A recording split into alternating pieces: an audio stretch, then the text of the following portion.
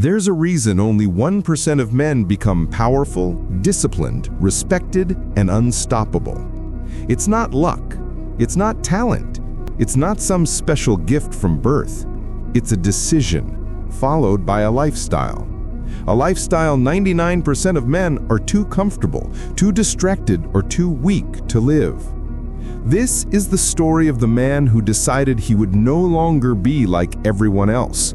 The man who realized that being average was more painful than doing the hard work. You see, every man gets two choices in life: remain who he is or rise into who he was meant to be. And most men choose the first because it's easy.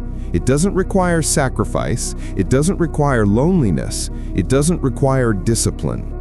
But the 1% man, he chooses growth even when it hurts, especially when it hurts.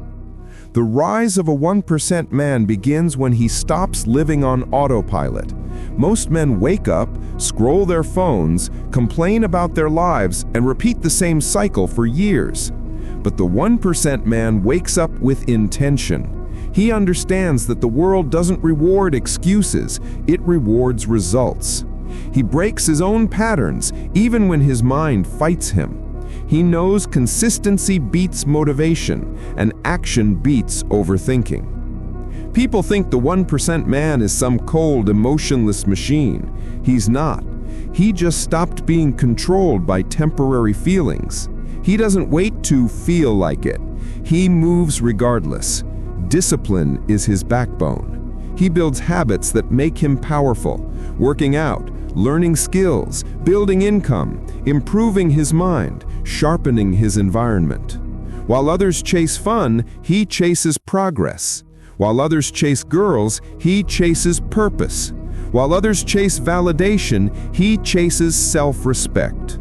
The rise of a 1% man requires solitude, not loneliness, solitude.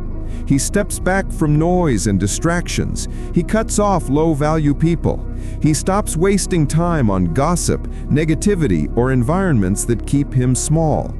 He cleans his circle not out of ego, but out of clarity, because a man becomes who he surrounds himself with, and the 1% man refuses to let his potential die in the wrong company.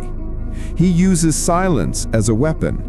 He listens more, talks less, and observes everything.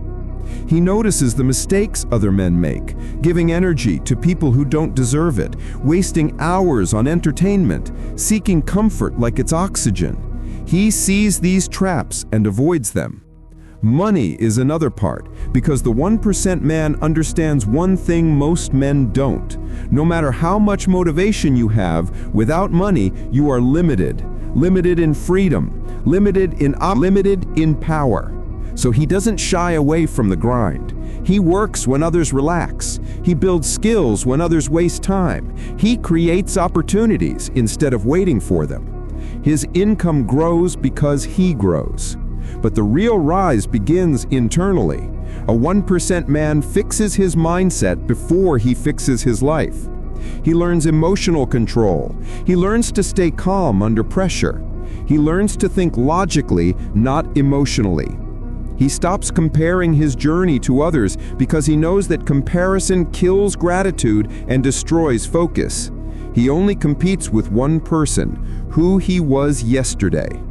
Women? Yes, he attracts them, but not because he chases them. He becomes a man worth choosing. Not desperate, not begging for attention. He becomes a man whose value speaks louder than his words. Because the truth is simple: a man who is focused on his mission naturally becomes attractive. A man obsessed with growth doesn't have to chase, he gets chosen. Every day, the 1% man upgrades himself, physically stronger, mentally sharper, financially smarter. He sets boundaries. He says no more often. He protects his time like his life depends on it, because it does. He knows that every wasted minute is a minute stolen from his future. And the world notices. People start treating him differently, not because he changed them, but because he changed himself. Respect grows, opportunities open, confidence becomes natural. He stops feeling like an outsider in his own life. But here's the twist. The rise of a 1% man never ends. He doesn't reach a finish line. He keeps evolving, improving, and leveling up. Growth becomes his identity, discipline becomes his oxygen, and purpose becomes his fuel. The 1% man doesn't rise because he's special. He rises because he chose to do what the 99% won't. He chose work over excuses, growth over comfort, purpose over pleasure, and discipline over emotions. This world does not belong to the talented. It belongs to the disciplined, to the focused, to the men who refuse to settle for average, to the men who rise, slowly, painfully, but powerfully. If you want to join the 1%, stop waiting for motivation. Stop waiting for the perfect moment. Stop waiting for someone to save you. Start now. Start small. Start imperfect, but start. Because your rise begins the moment you decide, I am no longer the man I used to be. That's the rise of the 1% man.